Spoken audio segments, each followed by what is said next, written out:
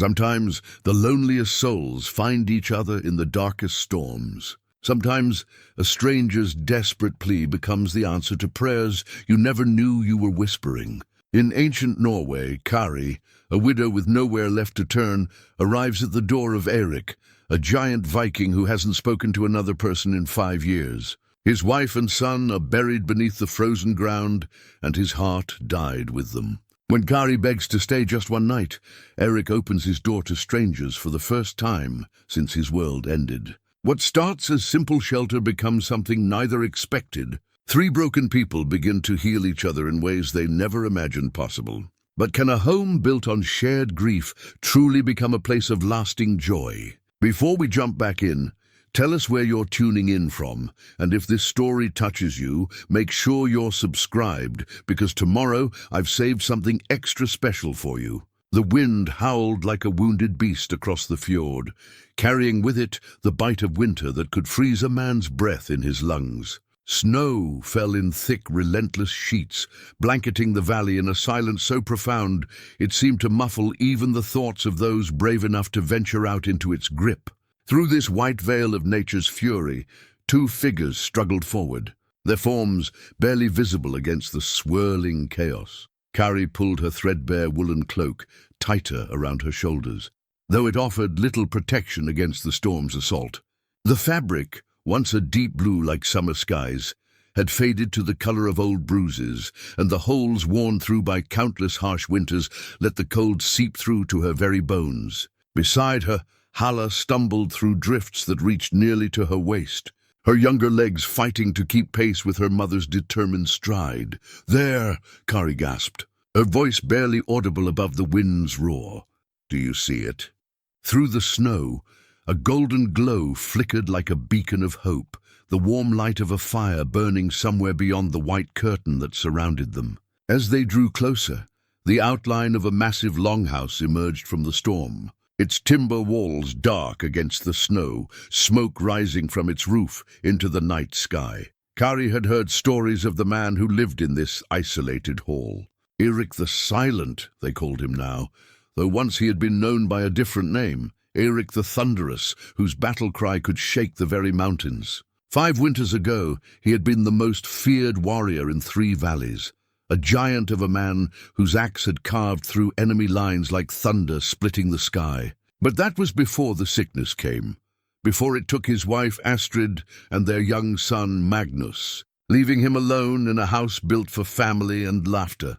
The locals spoke of him in whispers now, crossing themselves when his name was mentioned. They said he had not spoken a word to another living soul since the day he buried his family. They said his grief had turned him into something less than human, a ghost haunting his own home. They said he would turn away any visitor, leaving them to freeze rather than share his fire. But Kari had nowhere else to go. She pressed her hand against the heavy wooden door, feeling the warmth that radiated from within. Her fingers, numb with cold, could barely feel the iron handle, but she managed to grasp it and lift it to knock. The sound echoed through the storm like the beating of a desperate heart. Footsteps approached from within, heavy, measured steps that spoke of a man accustomed to solitude. The door remained closed for a long moment, and Kari could almost feel eyes upon her through the wood, studying, deciding. When it finally opened, she found herself looking up at a man who seemed carved from the very mountains themselves. Eirik stood nearly a head taller than any man she had ever seen, his shoulders broad enough to fill the doorframe. His hair, once golden like wheat in summer, had darkened to the color of winter bark, streaked with early gray that spoke of sorrows beyond his years. His beard, thick and untamed, framed a face marked by lines of grief so deep they seemed etched by the gods themselves. But it was his eyes that held her, blue as the deepest fjord and just as cold. For a moment neither spoke. The wind continued its assault, driving snow between them. But Eirik's presence seemed to create a pocket of stillness, as if even the storm recognized his command over this place. "Please," Kari whispered, her voice breaking. She sank to her knees in the snow, pulling Hala close against her. "Can we stay tonight?" Something flickered in those ice-blue eyes, a crack in the frozen wall he had built around his heart. Perhaps it was the sight of the child, shivering and pale, that stirred something long buried within him. Perhaps it was the recognition of desperate need that mirrored his own, though expressed in different ways. Or perhaps it was simply that even the loneliest man could not turn away a mother and child from certain death. Without a word, he stepped aside. The interior of the longhouse struck Kari like a physical blow, not from cold, but from the overwhelming sense of emptiness that permeated every corner. The great hall stretched before them, its timber posts rising like the trunks of ancient trees to support a roof that disappeared into shadow. A fire burned in the central hearth, its flames casting dancing shadows on walls that should have been alive with the sounds of family, but instead echoed only with silence. Rich tapestries hung from the walls, their intricate patterns telling stories of victories and celebrations, but they seemed muted now, as if the joy had been drained from their very threads. Tables and benches stood arranged as if waiting for guests who would never come, and the air carried the scent of pine smoke mixed with something else, the particular emptiness that comes from a home where laughter has died. As Eirik closed the door behind them, shutting out the storm's fury, Kari became aware of another presence in the hall. In the corner, covered by a heavy cloth and layered with dust, sat a loom. Even in the firelight, she could see that it had not been touched in years. Threads still hung from its frame, as if the weaver had simply walked away in the middle of her work, never to return. Hala pressed closer to her mother, awed by the grandeur of their surroundings, but sensing the weight of sorrow that filled the space like invisible smoke. Her young eyes took in the details that spoke of a life interrupted, children's carved wooden animals scattered on a shelf, their paint faded but still visible, a pair of small boots by the door, carefully preserved but never to be worn again, a woman's cloak hanging from a peg as if she might return at any moment to claim it.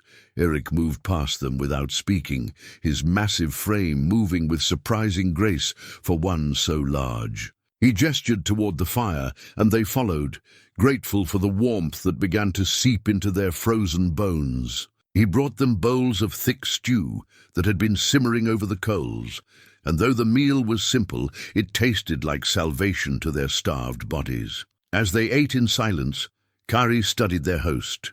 His movements were economical, practiced, as if he had long ago reduced his life to the bare necessities of survival. There was no waste in his gestures, no energy spent on anything beyond the immediate need. It was the behavior of a man who had forgotten how to live and settled instead for merely existing. Yet there was something else beneath that practiced isolation, a watchfulness, a careful attention to their needs that spoke of ingrained hospitality fighting against years of self-imposed solitude. He made sure their bowls were full, that they sat closest to the fire's warmth, that they had dry blankets to wrap around their shoulders. All of this he did without words, as if speech itself had become foreign to him. When they had finished eating, he showed them to a corner of the hall where thick furs had been laid out to make a sleeping area. The gesture was kind but distant, like that of a man fulfilling an obligation rather than extending genuine welcome. He pointed to a chamber pot behind a screen, indicated where they might find water for washing, and then retreated to his own corner of the hall. As Kari settled down with Hala beneath the warm furs, she watched Eirik through half-closed eyes. He sat by the fire, staring into the flames with an intensity that spoke of seeing things others could not. His hands, large enough to crush a man's skull, rested gently on his knees, and occasionally his lips would move silently. As if carrying on conversations with ghosts, the storm continued to rage outside, and with each gust of wind that rattled the walls, Kari felt both gratitude for their shelter and growing awareness of the complexity of their situation. This was no ordinary host, and this was no ordinary home. They had stumbled into a place where grief lived and breathed, where the past held more reality than the present. But as she drifted towards sleep, warmed by the fire and surrounded by the solid walls of the longhouse, she felt something she had not experienced in months: safety. Whatever demons haunted this place, whatever sorrows filled its corners, it was better than the cold death that waited outside in the storm. Halla's breathing grew steady and deep beside her, and across the hall she could hear the quiet sounds of their host settling into his own rest. For the first time since her husband's death, Kari allowed herself to believe that perhaps, just perhaps, they might survive another night. The loom stood silent in its corner, its dusty threads catching the last flickers of firelight, waiting for hands that would never return to complete the pattern that had been left unfinished. But somewhere in the warmth and safety of that moment, the first threads of a different pattern were beginning to weave themselves together, threads of need and kindness, of shelter and gratitude, of three broken souls finding themselves in the same place when they needed each other most. Outside, the storm continued its assault on the valley, but inside the longhouse, for the first time in 5 long winters, the silence was not quite so complete. Dawn crept through the smoke hole in the roof like a reluctant visitor, its pale light revealing the aftermath of the storm's fury. Kari woke to find the fire reduced to glowing embers and the hall filled with the profound quiet that follows nature's rage. Beside her, Halla still slept deeply, her young face peaceful in a way it hadn't been for weeks. Eirik was already awake, standing by the door with his hand on the latch. Without looking back at his guests, he stepped outside into the morning air. Kari could hear his footsteps crunching through the snow, growing distant as he moved away from the house. She rose quietly, careful not to wake Halla, and wrapped a fur around her shoulders before following him outside. The world had been transformed overnight. Snow lay 3 feet deep in places, sculpted by the wind into fantastic shapes that caught the early light like crystalline art. The very air seemed cleaner, purified by the storm's passage. She found Eirik standing beside what remained of their small cart, or rather, what had once been their cart. The wooden wheels lay splintered in different directions, their iron rims twisted beyond repair.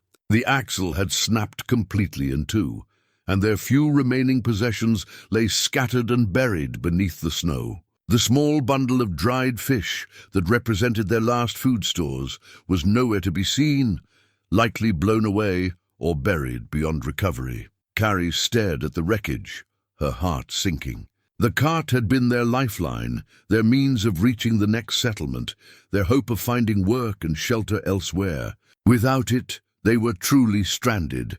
Eirik stood motionless beside the broken remains, his breath forming small clouds in the cold air. His face revealed nothing of his thoughts, but she could sense a tension in his massive frame.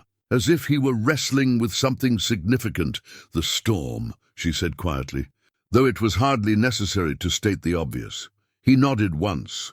A barely perceptible movement of his head. She knelt beside the scattered pieces, her fingers numb as she tried to salvage what she could from their belongings. A torn cloak, a small knife with a cracked handle, Halla's worn leather shoes, the pathetic remnants of a life that had already been reduced to almost nothing. "We'll manage somehow," she said, though she wasn't sure who she was trying to convince. "Perhaps in the next village someone will have work. A cart can be replaced." Eirik turned to look at her then, those blue eyes studying her face with an intensity that made her want to look away. She forced herself to meet his gaze, lifting her chin with what pride she could muster. "The next village is 2 days' walk through the mountain pass," he said, his voice rusty from disuse. The words came slowly, as if he had to remember how to form them. "The pass will be blocked for weeks, maybe months." The simple statement hit her like a physical blow. Weeks, maybe months. She had been prepared for 1 night, perhaps 2 if the weather remained bad. But this changed everything. She sank back on her heels, the weight of their situation settling on her shoulders like a heavy cloak. Behind them, she could hear Halla stirring inside the longhouse, her voice calling out in confusion as she woke to find her mother gone. "I should go to her," Kari said, rising unsteadily. "Wait," Eirik said, the single word stopping her in her tracks. She turned back to find him staring at the broken cart, his jaw working as if he were chewing on words too difficult to speak. "Your daughter," he said finally. "She's young." The cold... He stopped, the sentence hanging unfinished in the air between them. Kari understood. She had seen what winter could do to children, how quickly their small bodies could surrender to cold and hunger. Hala was strong for her age, but she was still just a child, and they had already been traveling far too long with far too little. "We can't impose on your kindness any longer," she said. Though even as she spoke the words, she could hear how hollow they sounded. "We'll find a way." Eirik was quiet for a long moment, his eyes distant as if seeing something beyond the snow-covered landscape. When he spoke again, his voice was barely above a whisper. "My son would have been about her age now." The words hung in the cold air like a prayer or a confession. Kari felt her heart constrict at the pain she heard beneath them, not just grief, but something deeper. Guilt, perhaps, or regret for words never spoken and time that could never be reclaimed. "The fever took him in 3 days, Eirik continued, still not looking at her. "My wife lasted 2 days longer. I buried them before the ground froze hard." Kari wanted to reach out to him, to offer some comfort, but something in his posture warned her away. This was not a man accustomed to sympathy, and she sensed that the wrong word could send him retreating back into the silence that had protected him for so long. "I'm sorry," she said simply. He nodded again, then turned and walked back toward the longhouse. At the door, he paused without looking back. "The storm destroyed your cart," he said, his voice carefully neutral. "You can't travel until the pass clears." "That's not charity. That's just fact." Inside the longhouse, Hala was awake and looking around with the wide-eyed confusion of a child in an unfamiliar place. When she saw her mother enter with the large, silent man behind her, she scrambled to her feet and pressed close to Kari's side. "The cart is broken," Kari told her gently, smoothing her daughter's tangled hair. "We'll need to stay here a little longer." Hala looked up at Eirik with a mixture of curiosity and uncertainty. He was, without question, the largest man she had ever seen, and his silence made him seem even more imposing. But there was something in his eyes when he looked at her, a softness that belied his fearsome appearance. "How long?" Hala asked. "We don't know yet," Kari admitted, "until the weather clears and we can arrange for another cart." Eirik moved to the fire and began building it up, adding logs with practiced efficiency. The flames caught and grew, filling the hall with renewed warmth and light. As he worked, Kari found herself studying the space around them with new eyes. If they were to be here for weeks rather than days, they could not simply remain guests consuming his resources. She was not a woman accustomed to idleness, and the sight of the neglected longhouse, dust on surfaces that should shine, cobwebs in corners that should be clean, the general air of a place where life had stopped rather than ended, stirred something in her. "Is there work I could do?" she asked suddenly. "To earn our keep, I mean. I'm handy with a needle and I can cook, clean—" "No," Eirik said sharply, the word cutting through the air like an axe blade. Kari recoiled as if she had been struck. "I only meant this is my home," he said, his voice carrying a warning she didn't fully understand. "My responsibility. You're here because the storm brought you here. That's all." The rejection stung more than it should have, but Kari forced herself to nod. She had overstepped somehow, though she wasn't entirely sure how. This man had his own way of managing grief, his own methods of keeping the world at bay, and she had been presumptuous to think she could simply insert herself into his carefully constructed solitude. But as the morning wore on and they shared another silent meal by the fire, she began to sense cracks in his armor. The way his eyes lingered on Hala when he thought no one was looking. The careful attention he paid to their comfort, ensuring they had warm food and dry clothes. The fact that he had spoken to them at all, when legend said he had not spoken to another soul in 5 years. Perhaps most telling was the way he moved through the longhouse, like a man walking through a museum of his former life, careful not to disturb anything, afraid that the slightest change might break whatever spell kept his memories intact. As the day progressed and it became clear that they would indeed be staying longer than anyone had initially planned, a new tension settled over the longhouse. They were no longer simply seeking shelter from a storm. They were three people who would have to find a way to live together, at least temporarily, in a space haunted by loss and grief. The broken wheel outside, twisted and useless in the snow, had become more than just damaged wood and iron.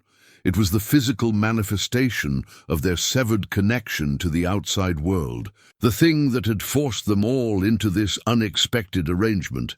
None of them yet understood how completely that broken wheel would change their lives. 3 days passed in careful silence, each of them learning the rhythms of their unexpected cohabitation. Eirik rose before dawn and tended to his animals, a few hardy goats and chickens that had weathered the storm in a sturdy outbuilding. Kari and Halla woke to find fresh milk and eggs waiting by the fire, evidence of his care that he never acknowledged with words. During the daylight hours, Eirik would disappear into the forest with his axe, returning with armloads of wood that he split with mechanical precision. The steady rhythm of his work echoed across the valley, thunk, thunk, thunk, like a heartbeat keeping time with his solitary existence. Kari found herself listening for that sound, oddly comforted by its consistency.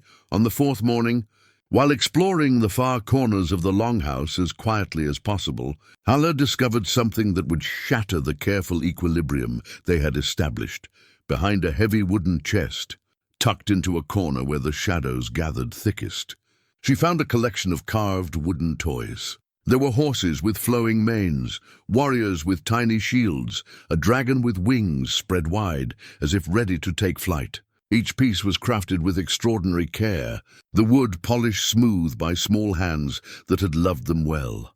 "Mama," Halla whispered, her voice carrying across the hall with the particular urgency children use when they've stumbled upon something significant. Kari hurried over, her heart already sinking as she saw what her daughter had found. The toys were beautiful, clearly the work of a skilled craftsman, and just as clearly they had belonged to a child who would never play with them again. Eirik appeared in the doorway, his arms full of firewood. The logs crashed to the floor as he saw what Halla held in her hands, a small wooden horse, its mane carved with such delicate detail that it seemed to flow like water. "Put it back," he said, his voice so low it was almost a growl. Halla looked up at him with wide eyes, startled by the intensity of his reaction. She quickly placed the horse back among its companions, but the damage was done. The carefully preserved piece of their arrangement had been shattered like thin ice.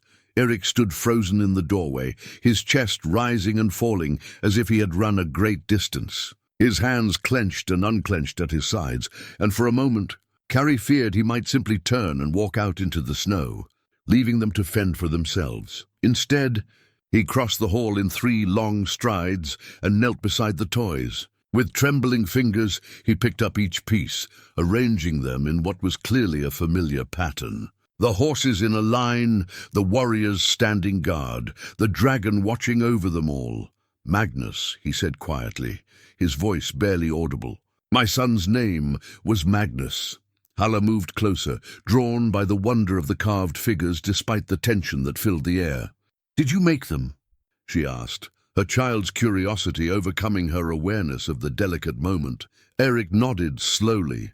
"During the long winter nights, he would sit beside me while I carved, telling me stories about each piece. The horses were his favorites. He said they could run faster than the wind."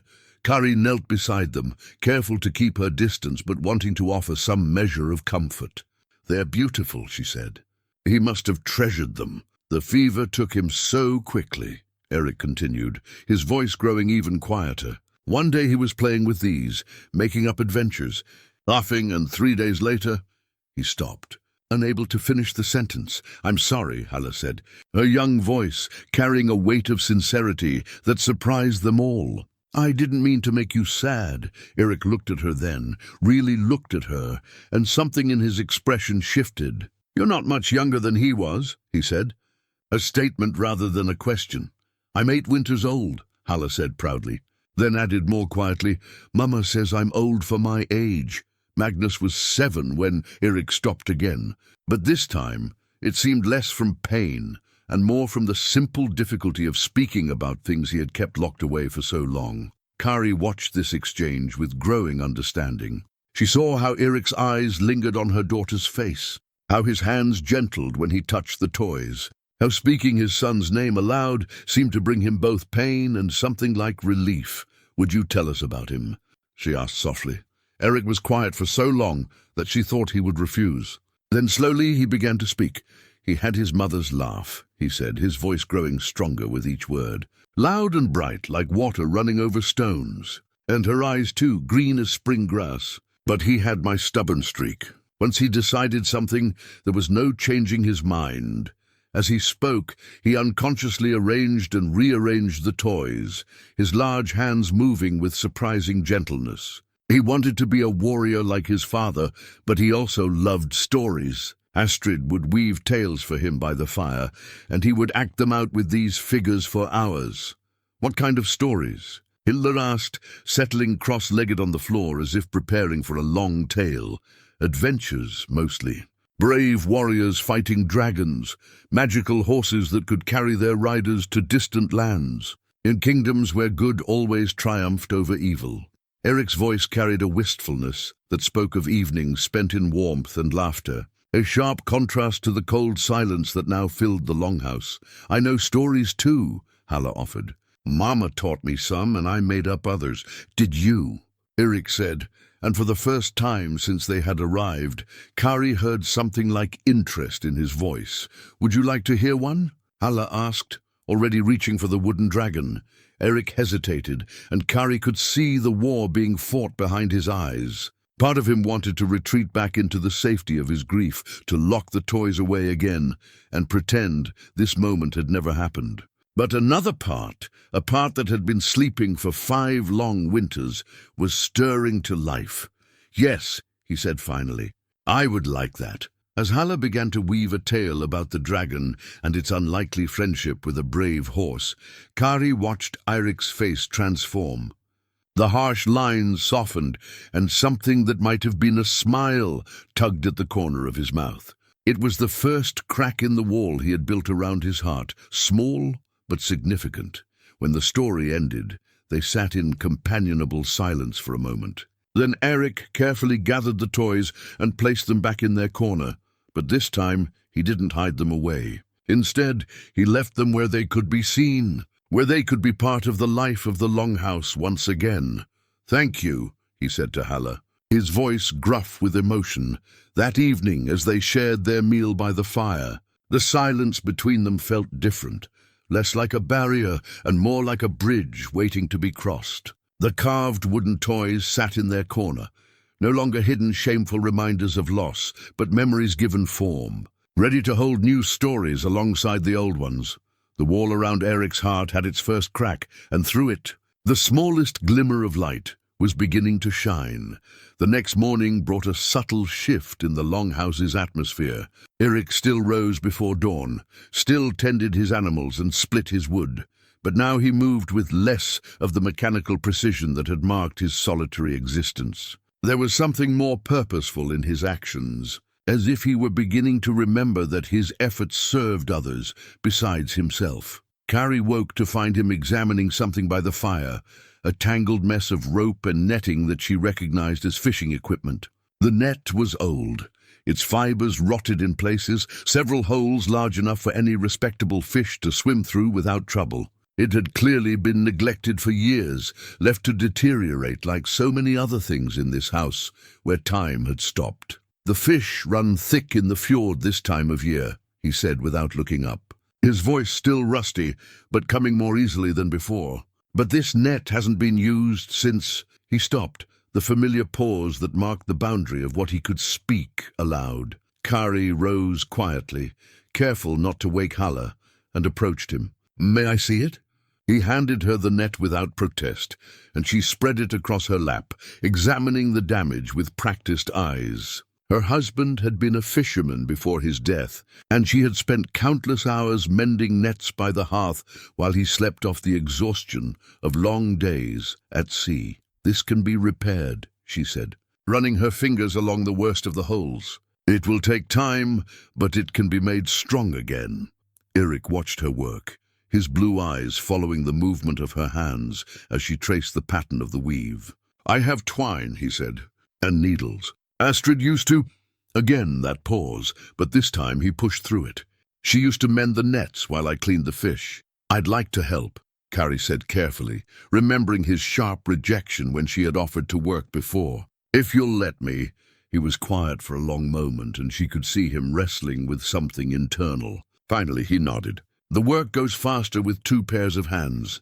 They spent the morning working side by side, their fingers weaving new cordage through the old pattern. It was detailed, patient work that required concentration, and gradually the silence between them became comfortable rather than tense. Occasionally their hands would brush as they reached for the same section of netting, and Kari found herself acutely aware of the size and strength of his fingers, the calluses that spoke of years of hard labor, the surprising gentleness with which he handled the delicate repair work. "You're skilled at this," Eirik observed, watching her tie off a particularly complex knot. "My husband taught me," she said, then realized it was the first time she had mentioned him directly. "Bjorn was a fisherman before he died. What happened to him?" The question was asked quietly, without pressure, but Kari felt her throat tighten nonetheless. "A storm," she said. "His boat was found 3 days later, but he was gone. The sea took him like it takes so many." Eirik nodded, understanding. In a land surrounded by water and mountains, death was often sudden and merciless. "How long?" 8 months, she said. "We tried to stay in our village, but without Bjorn's catches, we couldn't afford the rent on our cottage. And then the landlord—" She stopped, realizing she was sharing more than she had intended. "He wanted more than rent," Eirik said, his voice carrying a dangerous edge. Kari's hands stilled on the net. "How did you know?" "I've seen men like that before. Men who see a widow as something to be taken advantage of." His jaw tightened, and she caught a glimpse of the warrior he had once been. "Is that why you left?" She nodded, not trusting her voice. The memory of that last night in the village was still too fresh, too raw. The landlord's hands on her, his whispered threats about what would happen to Halla if she didn't comply. The desperate flight into the night with nothing but the clothes on their backs and the cart that now lay broken in the snow. "You were right to run," Eirik said firmly. "A woman should not have to endure such things to keep a roof over her child's head." The conviction in his voice surprised her. She looked up to find him watching her with an intensity that made her stomach flutter strangely. There was anger there, but not directed at her. Rather, it was a protective fury that spoke of a man who understood the value of defending those who could not defend themselves. "We had nowhere else to go," she said quietly. "I thought perhaps in the next village." "There's no next village for miles," Eirik said. "Not until spring opens the passes. And even then," he shook his head, "you can't keep running forever. What choice do I have?" The words came out more sharply than she intended, edged with the desperation she tried so hard to hide. "I have no family, no protection, no means of supporting us. Everywhere we go, it's the same story. Men see a widow with a child and think we're easy prey." Eirik was quiet for a moment, his attention seemingly focused on the section of net in his hands. When he spoke again, his voice was careful, measured. "Not all men." Something in his tone made her look at him more closely. There was something almost vulnerable in his expression, as if he were offering something fragile and hoping it wouldn't be rejected.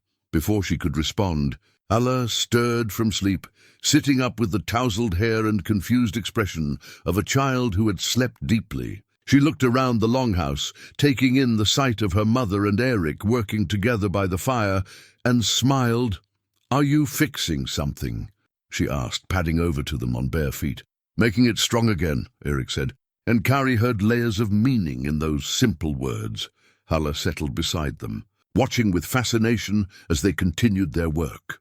"Can I help?" Eirik hesitated, then handed her a small section of net with a simple hole. "Like this," he said, showing her how to weave the new cord through the old. His hands covered hers, guiding her movements with infinite patience. As they worked together, three people bent over a task that required trust and cooperation. Kari felt something loosening in her chest. For the first time in months, she wasn't thinking about the next village, or the next threat, or the constant question of where they would sleep tomorrow night. For this moment, in this place, they were simply three people working together to repair something that had been broken. The mended fishing net would serve as more than just a tool for catching fish. It was becoming a symbol of what could be repaired when the right hands worked together with patience and care. Some tears in the fabric of life could be healed. Given time and the willingness to trust in the process, a week into their stay, Kari noticed that Eirik had begun wearing something beneath his tunic, a thin leather cord that occasionally caught the firelight. She might not have paid it any attention, except for the way his hand would unconsciously drift to his chest when he thought no one was looking, touching whatever hung there with the reverence of a man handling something sacred. She understood the gesture all too well. Around her own neck, hidden beneath her worn dress, hung a similar cord. From it dangled Bjorn's wedding ring, a simple band of silver that had belonged to his father before him. She had worn it there since the day they laid him to rest, unable to part with the last tangible piece of their life together. The parallel struck her as they shared their evening meal, the silence between them no longer uncomfortable, but filled with unspoken understanding. They were both carrying their dead with them, wearing their grief like talismans against a world that demanded they move forward before they were ready. It was Halla who shattered the quiet evening peace with a sudden, violent coughing fit that sent both adults into immediate alarm. The child doubled over, her small body racked with spasms that seemed to tear at her from within. When she finally caught her breath, her face was flushed with fever, and her eyes held the glassy brightness that every parent learned to fear. Halla! Kari was beside her in an instant, pressing her hand to her daughter's burning forehead. "I'm cold, Mama," Halla whispered, though sweat beaded on her brow. "So cold." Eirik rose from his place by the fire, his movements suddenly charged with purpose. "Bring her to the sleeping area," he said, his voice cutting through Kari's rising panic. "We need to get her warm and keep her still." As Kari carried her daughter to the pile of furs, she felt her own heart racing with terror. She had seen too many children taken by fever, watched too many mothers weep over small graves. The memory of her own brief time as a mother to a son, who had died in infancy, came rushing back, the helpless feeling of watching life slip away while being unable to do anything to stop it.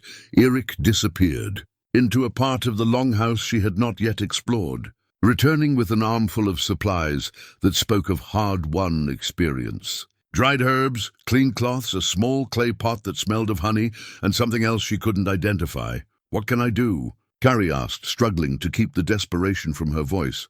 "Boil water," he said, already laying cool cloths on Halla's forehead. "And trust me." The words were simple, but they carried weight. Trust me. How long had it been since she'd been able to rely on anyone but herself? How long since she had shared the burden of caring for Halla with someone who understood the stakes? She boiled the water while Eirik worked over her daughter with a gentleness that seemed impossible from such large hands. He mixed his herbs with practiced precision, creating a tea that he coaxed Halla to sip despite her protests.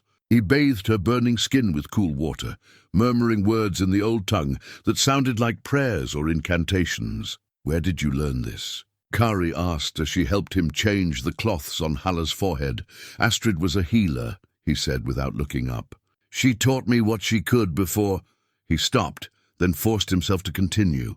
"Before the fever took them both." The irony was not lost on either of them. Here was a man who had learned to fight illness, trying to save the life of a child, while the knowledge had come too late to save his own family. But instead of making him bitter, the experience seemed to have given him a fierce determination that no other child would die on his watch if he could prevent it. Through the long night, they took turns watching over Halla.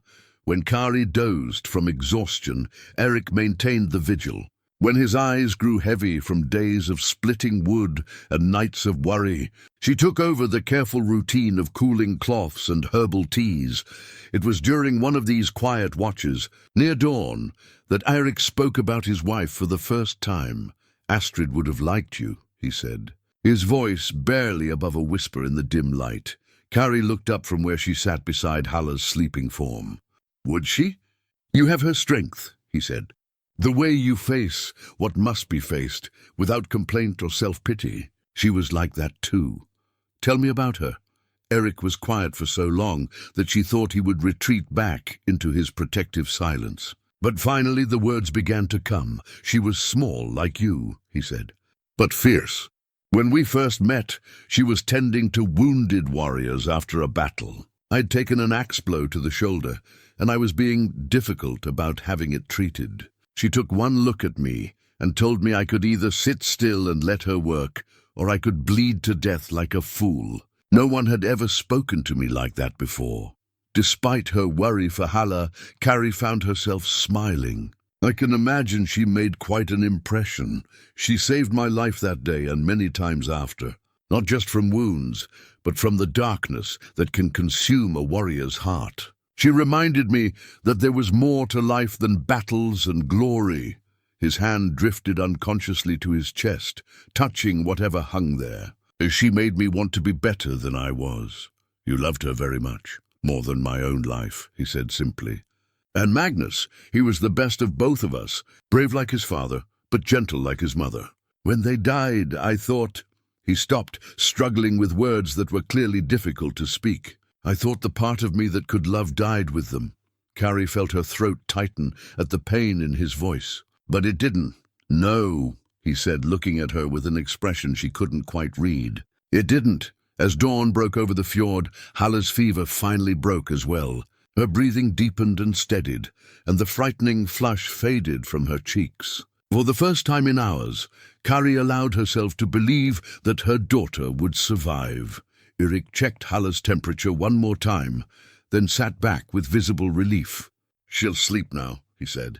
"The worst is over." Kari found herself crying then, tears of relief and exhaustion, and something else she couldn't name. Eirik moved closer, and for a moment she thought he might comfort her with touch. Instead, he simply sat beside her, his presence solid and reassuring. "Thank you," she whispered. "Family protects family," he said.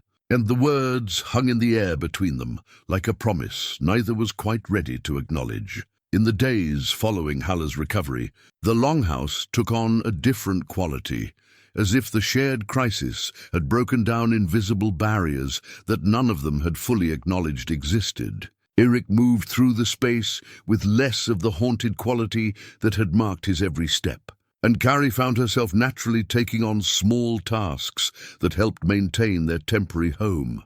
It was while organizing supplies in a storage area that she discovered the cradle. Hidden behind sacks of grain and bundles of preserved meat, the small wooden bed sat empty and waiting. It had been carved with the same meticulous care as Magnus's toys, every line smooth and purposeful. The wood gleamed with oil and attention, as if someone had tended it regularly despite having no child to fill it.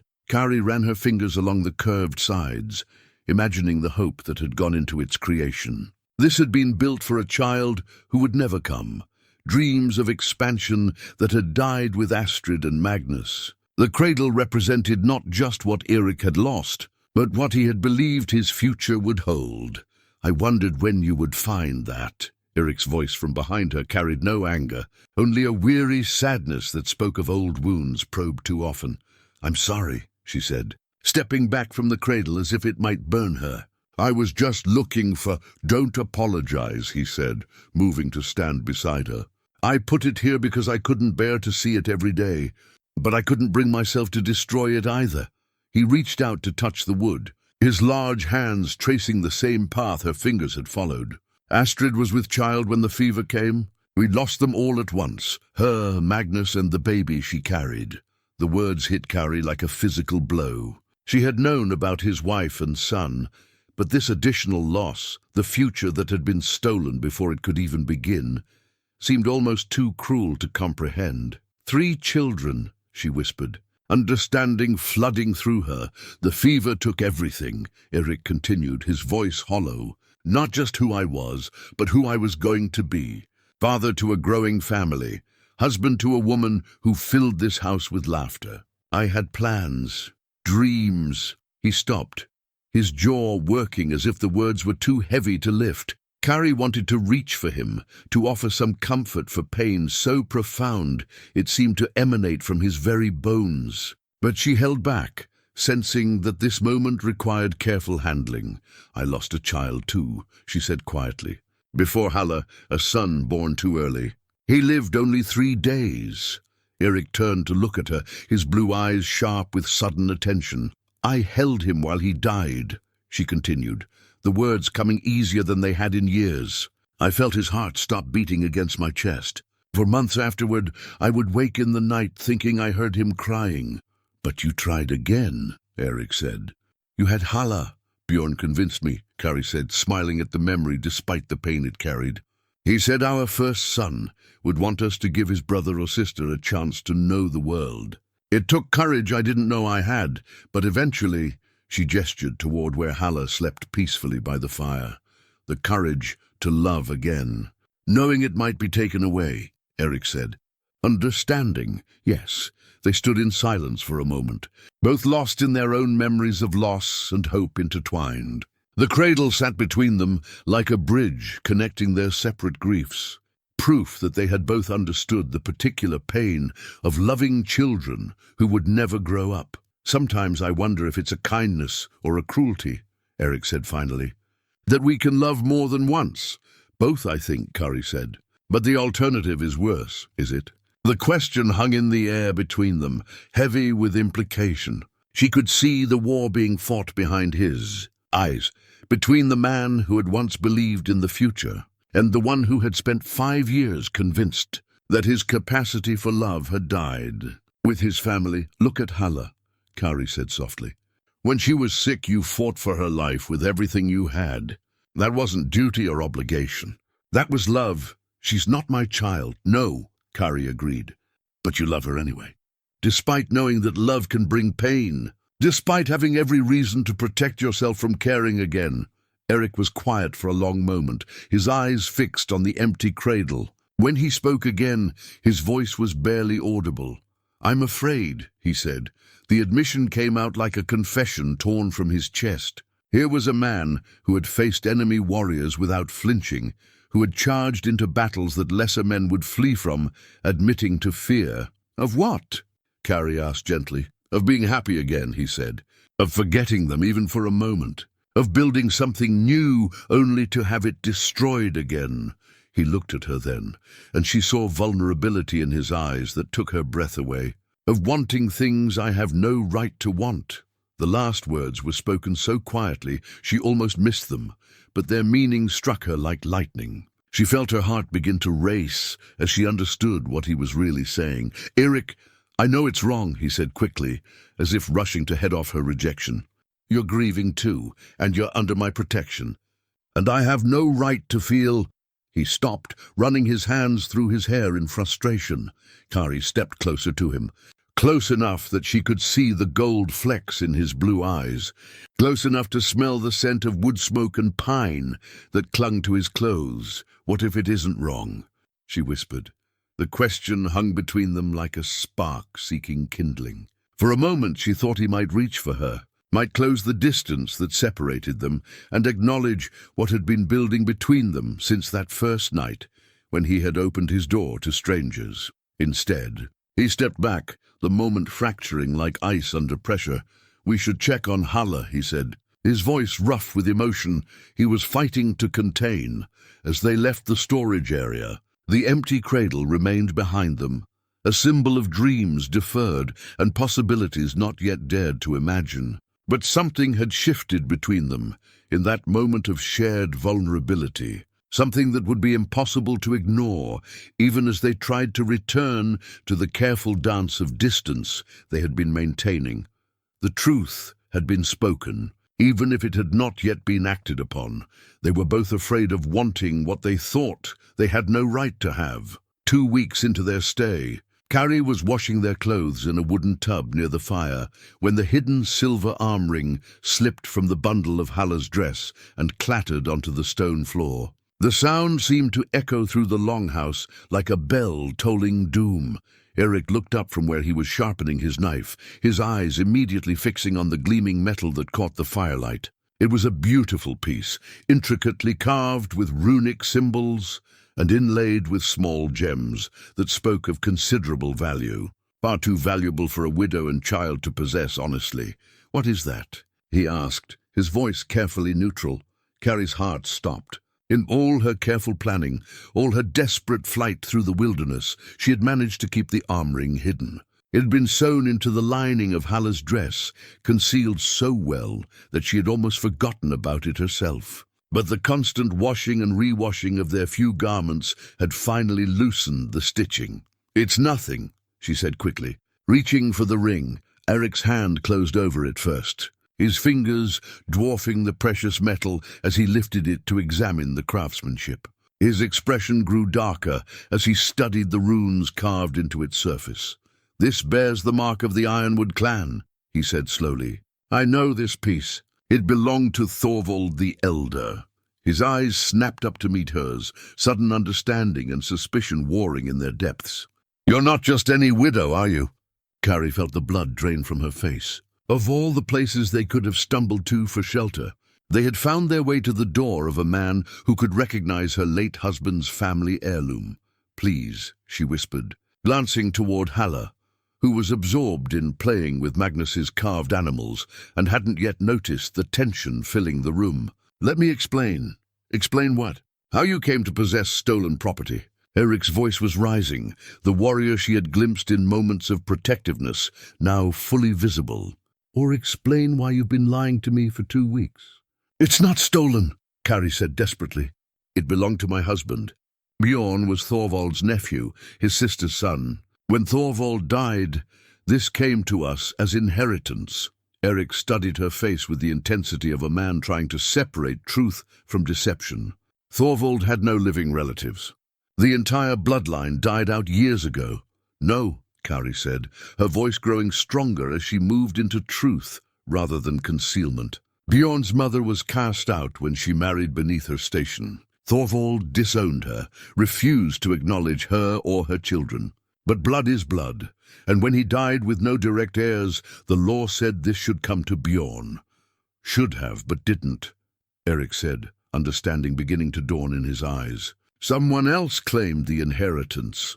Thorvald's brother-in-law, Gunnar," Kari said, the name tasting like poison on her tongue. "He said Bjorn was nothing more than the bastard son of a woman who had shamed the family. He took everything, the lands, the livestock, the treasure. Everything except this." She gestured to the arm ring. "Bjorn managed to take it before we were driven away, and now Gunnar wants it back. It wasn't a question." And Kari's silence was answer enough. Eirik sank onto a bench, the arm ring still clutched in his massive hand. "That's why you were really running. Not just from poverty or a landlord with wandering hands. You're fleeing from a man who considers you thieves." "We're not thieves," Kari said fiercely. "That ring belonged to Bjorn by right. His grandfather may have disowned his mother, but that doesn't erase blood ties. Under the old laws. The old laws don't matter if no one is alive to enforce them," Eirik said grimly. "Gunnar has wealth and influence. What do you have?" "Nothing," Kari admitted, her shoulders sagging with the weight of defeat. "Nothing but the truth, and that's worth very little these days." Halla looked up from her toys, finally sensing the change in the room's atmosphere. "Mama, why do you look scared?" Before Kari could answer, Eirik rose and moved to the window, peering out at the landscape with the practiced eye of a man who had learned to read danger in the fall of shadows and the flight of birds. "How long since you took the ring?" he asked. 3 months, Kari said. "We've been running ever since, and you think he's still pursuing you?" "I know he is," Kari said with grim certainty.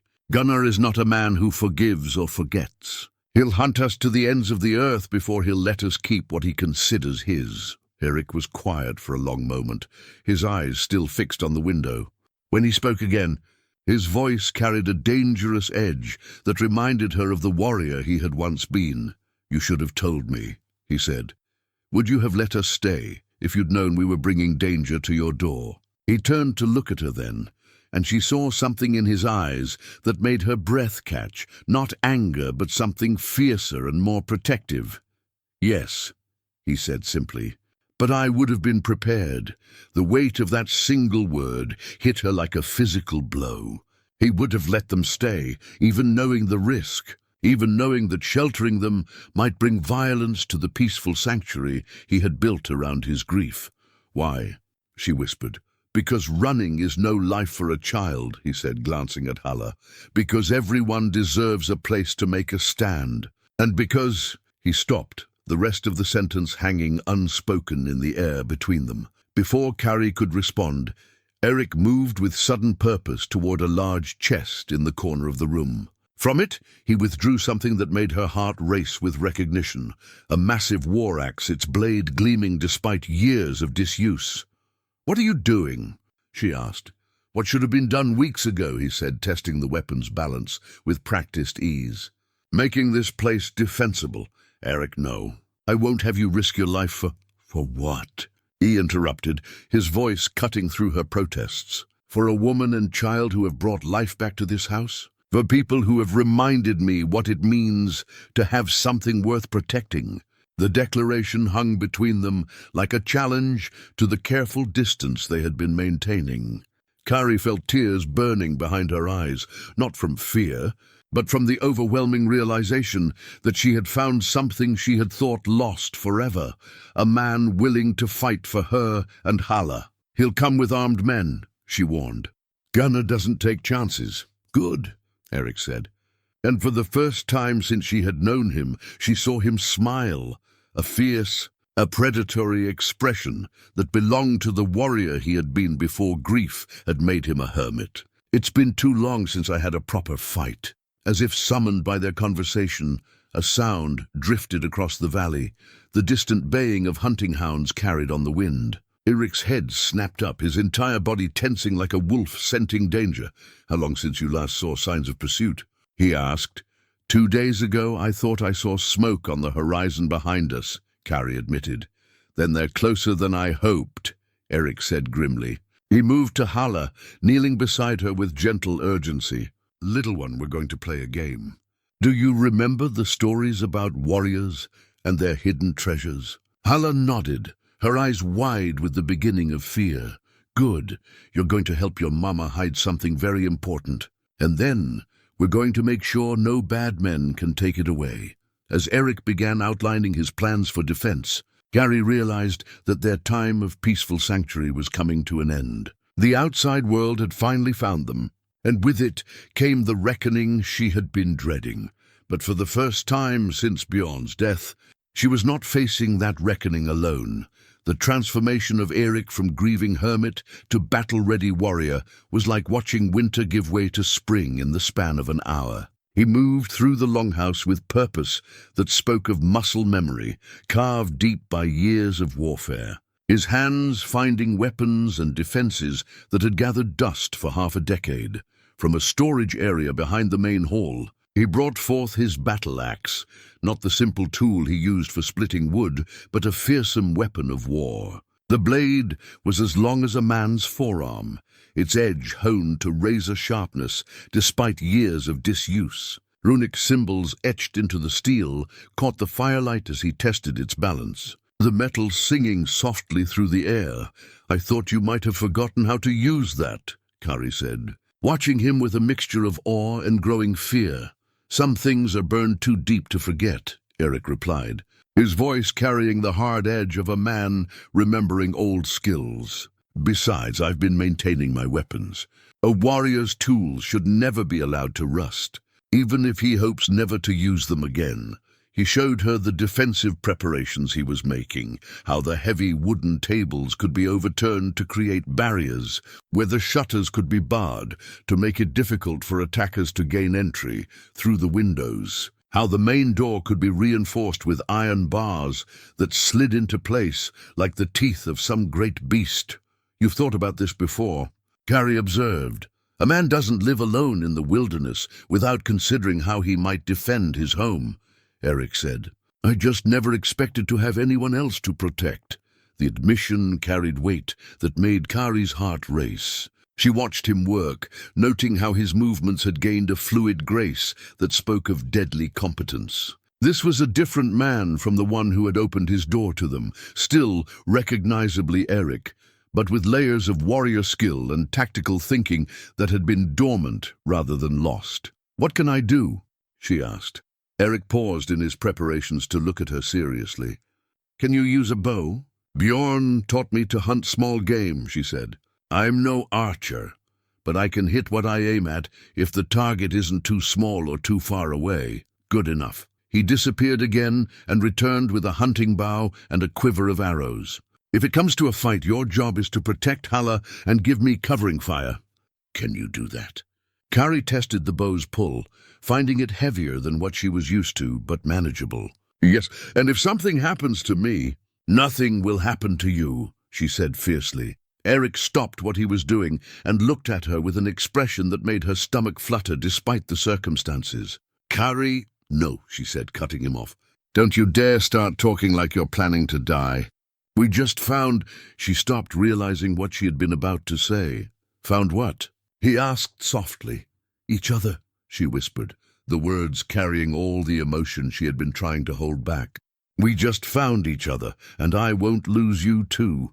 For a moment the preparations stopped. Eirik set down his axe and moved toward her, his large hands coming up to frame her face with surprising gentleness. "I don't plan to die," he said, his voice rough with emotion. "I plan to live. For the first time in 5 years, I have something to live for." His thumb traced across her cheek, wiping away tears she hadn't realized she was shedding. "I plan to live and fight and build a future with you and Halla if you'll have me." "Eirik, I love you," he said, the words coming out in a rush, as if he were afraid he might lose his courage. "I know it's too soon. I know we're both still carrying our grief, but I love you. I love how you've brought life back to this house. I love how you care for Halla, how you mended my nets and my heart without even trying. I love your courage and your kindness and the way you make me remember what it feels like to be alive." Kari felt her heart breaking and healing at the same time. "I love you too," she whispered. "I was so afraid to feel it, so afraid it was wrong to love again." "It's not wrong," Eirik said firmly. "Astrid would have liked you. She would have wanted me to be happy again."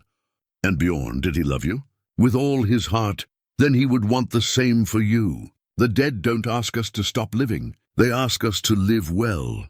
He kissed her then, soft and gentle and full of promise. It was the kiss of a man who had thought he would never want to touch another woman, and a woman who had believed her heart was buried with her husband. It was a kiss that tasted of hope and new beginnings, and the courage to love again despite the risk. When they broke apart, Halla was watching them with wide eyes and a smile that spoke of a child's simple acceptance of adult mysteries. "Are you going to be my new papa?" she asked Eirik with the directness that only children possess. Eirik knelt beside her, his expression serious. "Would you like that, little one?" "Yes," Halla said without hesitation. "Mama has been sad for a long time. You make her smile, and you make me remember what it's like to have a daughter," Eirik said, gathering her into a gentle hug. "But first, we have to make sure the bad men can't hurt any of us. Can you be very brave?" "I can be brave like Mama," Halla said proudly. "Good, because I need you to help me with something very important." He showed Halla how to hide behind the overturned table if fighting started, how to stay low and quiet, no matter what she heard. He gave her one of Magnus's wooden horses to hold, telling her it would keep her safe the way it had protected his son. As the afternoon wore on, the distant sound of hounds grew closer. Eirik positioned himself by the window, watching the tree line with the patience of a predator, waiting for prey to reveal itself. "How many do you think?" Kari asked, trying to keep her voice steady. "At least 6, Eirik said grimly. "Probably more. Gunnar wouldn't come after you with anything less than overwhelming force. Those are bad odds. I've faced worse," Eirik said with grim confidence. "And I've never had better motivation to win." As evening approached, they could see torches moving through the forest, pinpricks of light that spoke of armed men making their final approach. Eirik made his last preparations, checking the security of the doors and windows, ensuring that Kari and Halla were positioned safely behind their improvised fortifications. "Remember," he told Kari, "if they break through, take Halla and run for the back storage room. There's a hidden passage that leads to the root cellar. You can escape from there into the forest. What about you?" "I'll hold them as long as I can," he said simply. "We're not leaving you," Kari said fiercely. "We're family now." "Family stays together." Eirik looked at her with such love and gratitude that it took her breath away. "Family?" he repeated, as if testing the word. "Yes, we are." The torches were close enough now that they could hear voices carried on the night air, rough men's voices discussing strategy and positioning. Soon, very soon, their peaceful sanctuary would become a battlefield. But as Eirik took his position by the door, his war axe gleaming in the firelight, Kari felt something she hadn't experienced since Bjorn's death. The absolute certainty that she was exactly where she belonged. Whatever came next, they would face it together. The storm that had brought them to this place had ended weeks ago, but another storm was about to begin, and this time they were ready for it. Outside, the voices grew closer, and the light of torches began to dance against the windows of the longhouse. The waiting was almost over.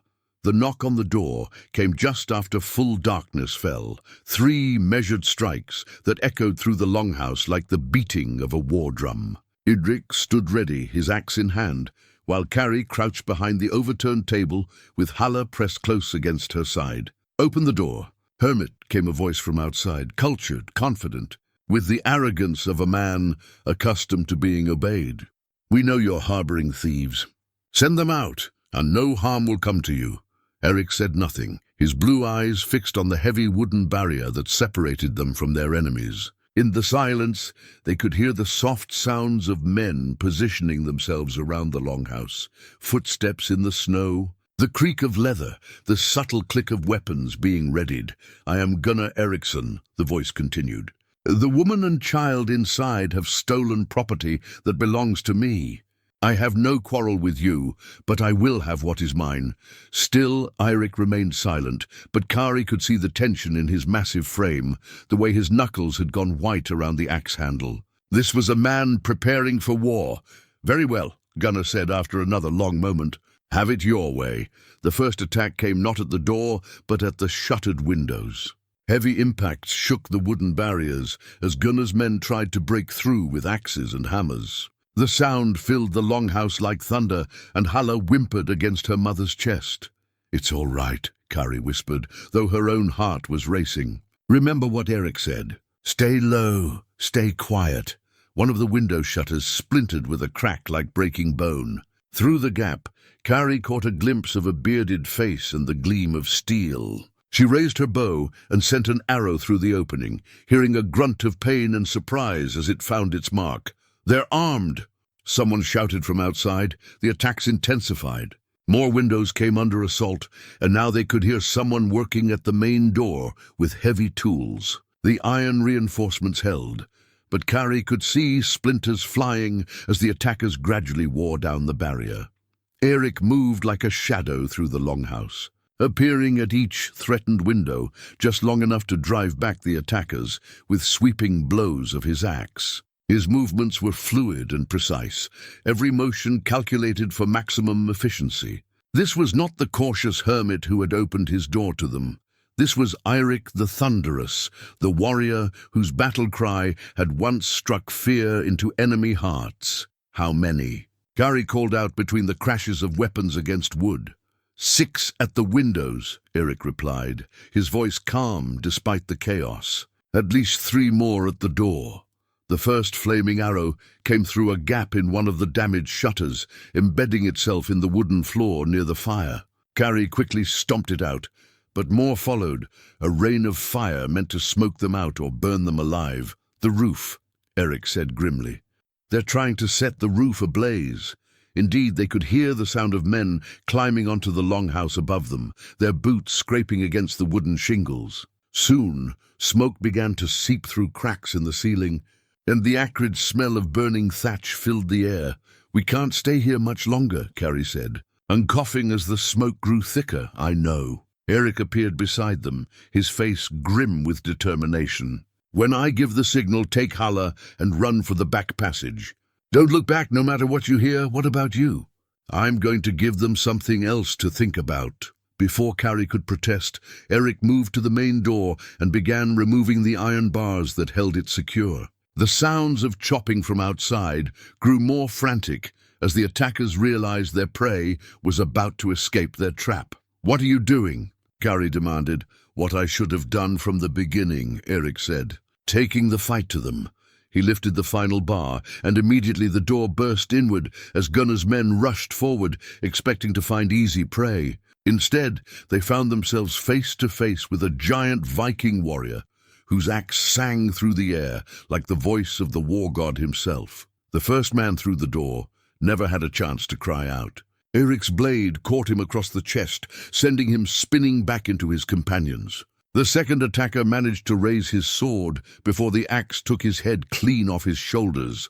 "Now!" Eirik roared, his voice filled with the battle fury that had made him legend. "Go now!" Kari grabbed Halla and ran for the back of the longhouse as behind them. Eirik waded into the mass of attackers like a force of nature unleashed. She could hear the crash of weapons, the screams of wounded men, and above it all, the terrible war cry that had given Eirik his name. But as they reached the passage that would lead them to safety, Kari heard something that made her blood run cold. A wet, meaty thud followed by Eirik's roar of pain and rage. They had drawn first blood from the giant, and the real battle was just beginning. Kari stopped at the entrance to the hidden passage, her heart torn between the safety of her daughter and the man she loved fighting for his life behind them. Above their heads, a burning roof beam crashed to the floor, sending sparks flying in all directions and filling the air with choking smoke. "Mama, we have to go!" Halla cried, tugging at her mother's hand. But Kari could hear the sounds of battle shifting, the ring of steel on steel giving way to something more desperate. Eirik's war cries had taken on a different quality, still fierce, but edged with pain that spoke of serious wounds. "Take this," Kari said, pressing the wooden horse into Halla's hands. "Go down the passage to the root cellar, just like Eirik showed you. Hide there and don't come out no matter what you hear." "Mama, no." "I have to help him," Kari said firmly. "He would die for us." "I won't let him die alone." She pushed Halla gently toward the passage, then turned back toward the main hall with her bow in hand. What she saw made her stomach clench with fear.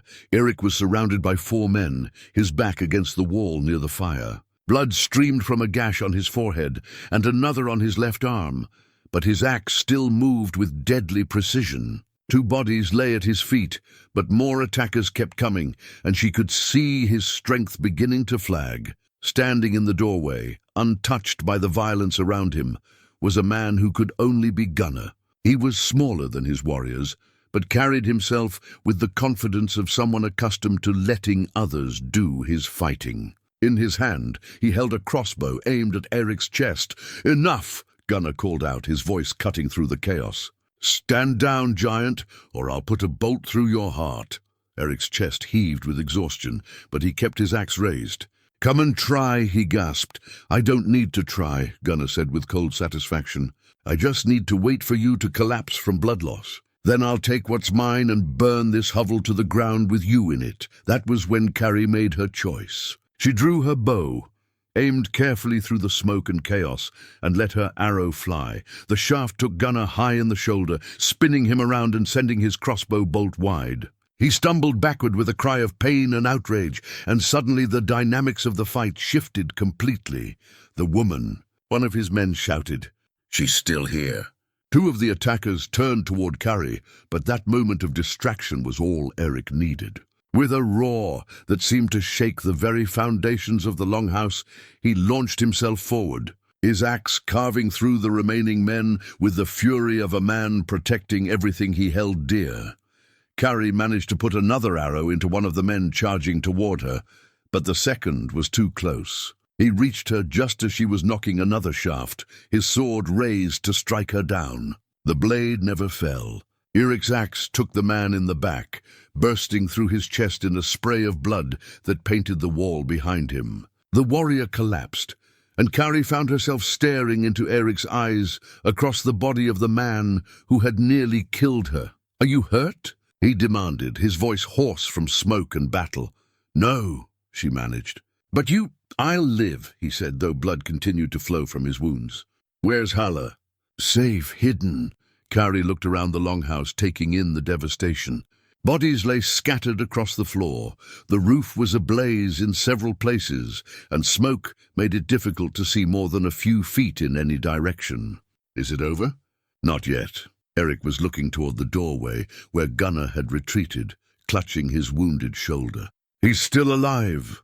As if summoned by their words, Gunnar appeared in the smoke-filled entrance. His face was twisted with rage and pain, and in his good hand he held a torch.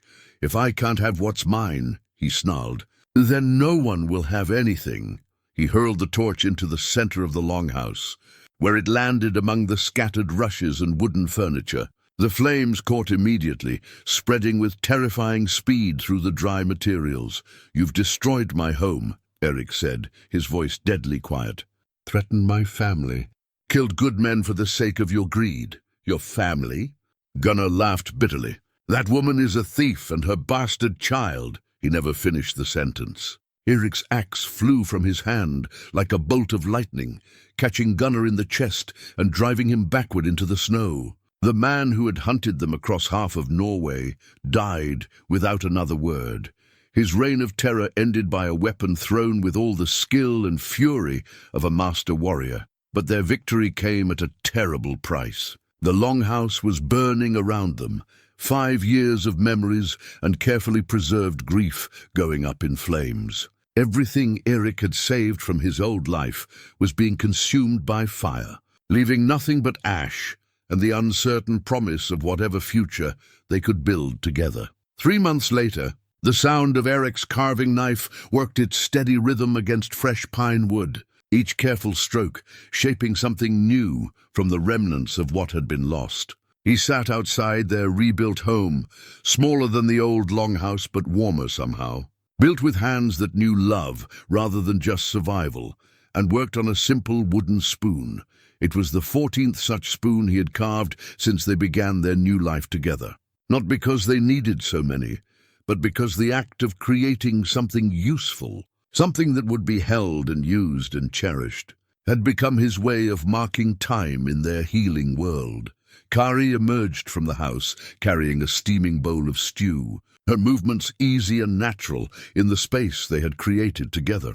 The silver arm ring that had caused so much trouble now hung openly on a cord around her neck. No longer a symbol of fear and flight, but a reminder of how far they had traveled to find each other. "Hala's finally asleep," she said, settling beside him on the wooden bench he had built, facing the fjord. "She wanted you to finish the story about the dragon and the brave princess, but I told her it would have to wait until tomorrow." Eirik smiled, setting aside his carving to wrap an arm around her shoulders. "Let me guess. She wanted to know if the princess could fight better than the knights. She's convinced that girls make better warriors because they're smarter about when to fight and when to talk their way out of trouble," Kari said with a laugh. "I think she's been listening to too many of your war stories, or she's learned from watching her mother," Eirik said, pressing a kiss to the top of her head. "You showed more courage in that battle than most men I've fought beside." The memory of that terrible night was still fresh enough to make them both quiet for a moment. They had escaped the burning longhouse with nothing but their lives and the clothes on their backs, but somehow that had felt like more than enough. In the weeks that followed, as they lived in the storage shed while building their new home, they had discovered something remarkable. Without the weight of the past hanging over them, they were free to create exactly the life they wanted. The new house was smaller, yes, but it was theirs in a way the old longhouse had never been. Every beam was placed with intention, every room designed with their shared future in mind. There was space for the 3 of them now, and room to grow if the gods blessed them with more children. The possibility no longer filled Eirik with the paralyzing fear it once had. "The spring planting is coming along well," Kari said, following his gaze toward the fields they had cleared together. If the weather holds, we should have enough grain to last through next winter, and some to trade besides. Assuming our neighbors are still speaking to us by then, Eirik said with wry humor. The other families in the valley had been understandably nervous when word spread about the battle that had destroyed the old longhouse. Armed men seeking revenge was the kind of trouble most people preferred to avoid entirely. But gradually, as it became clear that the danger had died with Gunnar, their wariness had given way to something like respect. It helped that Eirik had returned to being the helpful neighbor he had once been, sharing his skills as a healer when children fell sick, helping with heavy work during harvest time, contributing to the common defense when raiders threatened the valley. The hermit who had frightened them with his silence was gone, replaced by a man who understood that being part of a community meant taking responsibility for more than just his own survival. "They'll come around," Kari said confidently, "especially once they taste the fish we'll catch with our new nets." The nets had been the first thing they had rebuilt together, working side by side with the easy cooperation that had become the foundation of their partnership. Eirik's strength and Kari's skill with fiber had created something stronger than either could have managed alone, a metaphor that applied to more than just fishing equipment. "Kari," Eirik said suddenly, his voice carrying a note of formality that made her look up at him with curiosity. "What is it?" He reached into his shirt and withdrew something that made her breath catch, a simple silver band worn smooth by years of wear. She recognized it immediately as his wedding ring, the one he had kept hidden on a cord around his neck since the day they had met. "This belonged to my first marriage," he said quietly, "to a life that ended when Astrid died. I've been carrying it like a chain, afraid that letting go meant forgetting her." Kari waited, understanding that this moment required patience. "But I've realized something," Eirik continued. "Astrid would want me to be happy. She would want me to love again, to build a family again, to create new memories instead of just preserving old ones." He held up the ring, letting it catch the last light of the setting sun. "I want to melt this down and make something new from it. Wedding rings for us, if you'll have me." Tears blurred Kari's vision as she reached up to touch his face. "Are you asking me to marry you, Eirik Thunderous?" "I'm asking you to build a life with me," he said.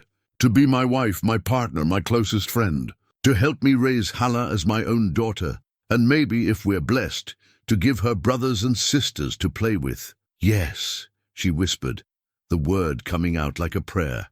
Yes to all of it, as they kissed in the gathering twilight. The wooden spoon lay forgotten on the bench beside them, the newest addition to a collection of small, practical things that spoke of a life built on love and daily kindness. It was not a grand gesture or a precious heirloom, but it was theirs. Carved with intention and meant to last, inside the house, Halla slept peacefully, dreaming perhaps of dragon princesses and brave knights, safe in the knowledge that she was loved and protected. And outside, two people who had thought their capacity for happiness had died with their first families discovered that the heart, like the finest steel, could be reforged into something stronger than before. The storm that had brought them together was long past, but the home they had built in its wake would shelter them for all the years to come.